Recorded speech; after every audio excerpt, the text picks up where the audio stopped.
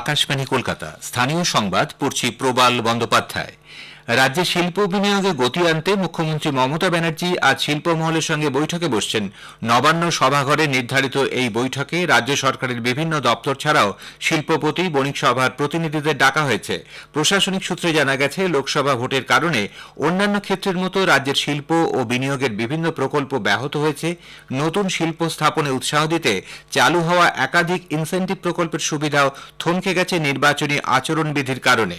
শিল্প সংস্থাগুলি যাতে দ্রুত ও যথাযথভাবে এই সুবিধা পায় তা নিশ্চিত করতে মুখ্যমন্ত্রী আরও একবার নির্দেশ দিতে পারেন বলে মনে করা হচ্ছে। উল্লেখ্য, চলতি বছরের নভেম্বরে রাজ্যে বিশ্ব বঙ্গ বাণিজ্য সম্মেলনের আসর বসবে।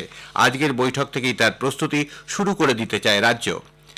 কেন্দ্র জানিয়েছে, তারা ডাক্তারি প্রবেশিকা পরীক্ষা নিট ইউজি 2024-এর গ্রেস মার্কস পাওয়া 1563 জনের পরীক্ষা বাতিল করার সিদ্ধান্ত নিয়েছে। নিট পরীক্ষায় অসাধু উপায় অবলম্বনের যে অভিযোগ উঠেছে তার প্রেক্ষিতে এই সিদ্ধান্ত। বিষয়টি সুপ্রিম কোর্টকে জানিয়ে দিয়েছে সরকার। উল্লেখ্য, পরীক্ষা সংক্রান্ত অভিযোগের বিভিন্ন দিক নিয়ে তদন্ত করতে গত 3 দিন এ সংক্রান্ত কমিটির বৈঠক অনুষ্ঠিত হয়। বৈঠকে সিদ্ধান্ত নেওয়া হয়, গ্রেস নম্বর পাওয়া পরীক্ষার্থীদের স্কোর কার্ড বাতিল এবং তাদের পুনরায় পরীক্ষায় বসার সুযোগ দেওয়া হবে। এই পরীক্ষা নেওয়া হবে আগামী 23শে জুন, ফল প্রকাশ 30শে জুন।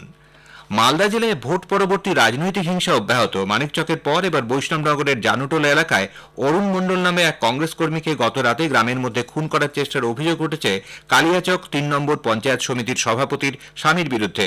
আহতর পরিবারের পক্ষ থেকে থানায় অভিযোগ দায়ের করা হয়েছে। অভিযোগের তীর তৃণমূল কংগ্রেসের দিকে। কংগ্রেসের অভিযোগ, নির্বাচনে মালদা দক্ষিণ কেন্দ্রে পরাজিত হয়ে তৃণমূল সন্ত্রাস সৃষ্টি করছে। অন্যদিকে তৃণমূল কংগ্রেস দাবি করেছে, গ্রাম্য বিবাদের জেরে এই ঘটনা। তদন্ত শুরু করেছে থানার পুলিশ। আজ মধ্যরাত থেকে গভীর সমুদ্রে মাছ ধরার উপর সরকারি নিষেধাজ্ঞা উঠে যাচ্ছে। সকাল থেকে সুন্দরবনের ঘাট ও ট্রলারগুলিতে চলছে গঙ্গা পুজো।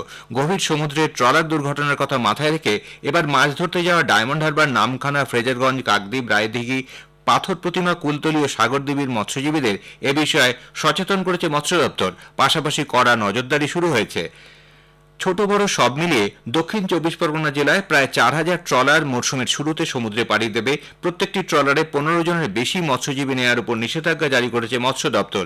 গভীর সমুদ্রে যাওয়া প্রত্যেকটি ট্রলারে বিপদ সংকেত প্রেরক যন্ত্র ড্যাট রাখা বাধ্যতামূলক করা হয়েছে। পাশাপাশি প্রত্যেক ট্রলারের মৎস্যজীবীদের জন্য লাইফ জ্যাকেট ও পর্যাপ্ত পরিমাণ খাবার ও ওষুধ মজুদ রাখতে বলা হয়েছে।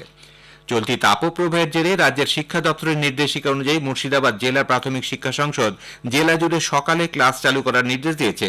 উচ্চ বিদ্যালয়গুলি কখন চালু করা হবে সে বিষয়ে সংশ্লিষ্ট স্কুল কর্তৃপক্ষ সিদ্ধান্ত নেবে। নদিয়ার কৃষ্ণগঞ্জ ব্লক এলাকাতেও দাবদাহ থেকে পড়ুয়াদের রেহাই দিতে শুরু হয়েছে মর্নিং স্কুল। কৃষ্ণগঞ্জ ব্লকের 95টি প্রাথমিক বিদ্যালয় ও 13টি উচ্চ বিদ্যালয় মর্নিং শিফটে স্কুলে পঠন পাঠন শুরু হয়েছে। গ্রীষ্মের ছুটির পর থেকেই স্কুল খুলতেই মুর্শিদাবাদের বহরমপুরের সদর পশ্চিম চক্রের বহু স্কুলে পানীয় জলের তীব্র সমস্যা দেখা দিয়েছে। বহু স্কুলে টিউবওয়েল বিকল। ওইসব স্কুলে জলের অভাবে মিড ডে মিলের রান্নার সমস্যাও দেখা দিয়েছে। অবিলম্বে সেগুলোর সারানোর দাবি তুলেছে শিক্ষক মহল। পাহাড়ে টানা বৃষ্টির দরুন তিস্তায় প্রবল জলস্ফীতিতে কালিম্পং দার্জিলিং সড়ক পথ বন্ধ হয়ে গেছে।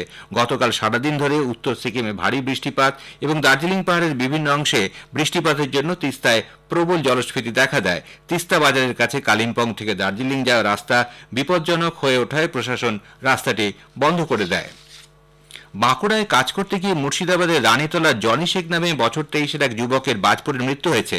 পরিবার সূত্রে জানা গেছে, গ্রামের কয়েকজনের সঙ্গে ওই যুবক বাঁকুড়ায় যায়। গত মঙ্গলবার জনি সহ মোট 4 জন বজ্রপাতে গুরুতর জখম হয়। স্থানীয় বাসিন্দারা তাদের জয়পুর প্রাথমিক স্বাস্থ্যকেন্দ্রে নিয়ে গেলে চিকিৎসকরা জনিকে মৃত ঘোষণা করেন। ওই গ্রামের গুরুতর জখম অন্য 3 জন চিকিৎসাধীন। ইউপিএসসি প্রিলিমিনারি পরীক্ষার জন্য আগামী রবিবার মেট্রো রেল ব্লু লাইনে অতিরিক্ত ট্রেন চালাবে। মেট্রো রেলের মুখ্য জনসংযোগ আধিকারিক কৌশিক মিত্র এর কথা জানিয়েছেন। ওই দিন অন্যান্য রবিবারের মতো মোট 130টির পরিবর্তে আপ ও ডাউন মিলিয়ে মোট 138টি ট্রেন চালানো হবে।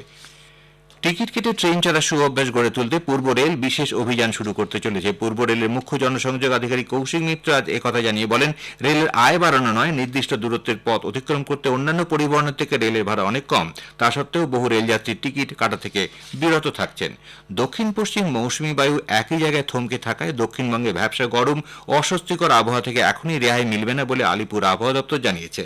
পশ্চিমের 3 জেলা পুরুলিয়া, বাঁকুড়া ও পশ্চিম মেদিনীপুরে আগামী শুক্রবার পর্যন্ত তাপপ্রবাহজনিত পরিস্থিতি কমলা সতর্কতা জারি করা হয়েছে।